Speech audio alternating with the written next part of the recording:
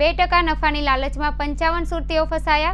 પશ્ચિમ બંગાળની LFS અને PMS રોકાણકારોના 2.47 કરોડ ઠગાઈ કરી ઇકોનોમિકલ સેલે તપાસ હાથ ધરી.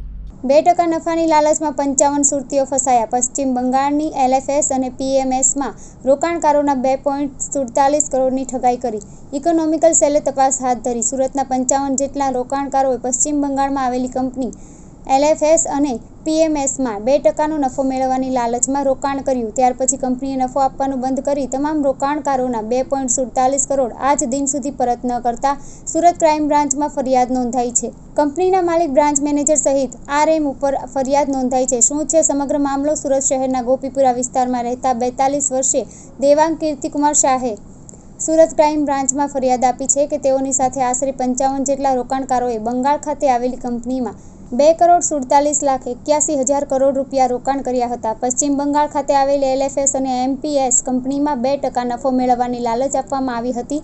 જાન્યુઆરી વર્ષ 2022થી બેંક મારફતે રોકાણ પેટે તેઓની કંપનીના બેંક એકાઉન્ટમાં મેળવી લઈ શરૂઆતમાં રોકાણ મુજબ 2% નફો આપવામાં આવતું હતું, જે બાદ નફો આવવાનું બંધ કરી દેતા તમામ જેટલા રોકાણકારોએ રોકાણ કરેલ રકમ પરત માંગવાની માંગ કરી હતી, પરંતુ કંપની દ્વારા તેમની આ રકમ આપવામાં આવી નહોતી. 4 લોકો સામે ફરિયાદ. સુરત ક્રાઇમ બ્રાન્ચ આ અંગે તપાસ કરી રહી છે.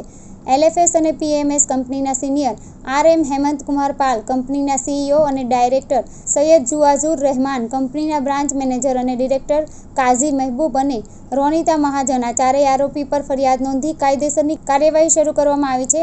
આરોપીઓ જે કંપની ચલાવી રહ્યા હતા તે વેસ્ટ બંગાળના દૌલતપુર ખાતે આવેલા UBI બિલ્ડિંગમાં આવેલી છે. સુરતના અન્ય કેટલા લોકો પાસે નફાની લાલચ આપી ઠગાઈ કરવામાં આવી છે તે અંગે Surat economical cell police sub inspector NA Chauhan દ્વારા તપાસ હાથ ધરાઈ રહી છે.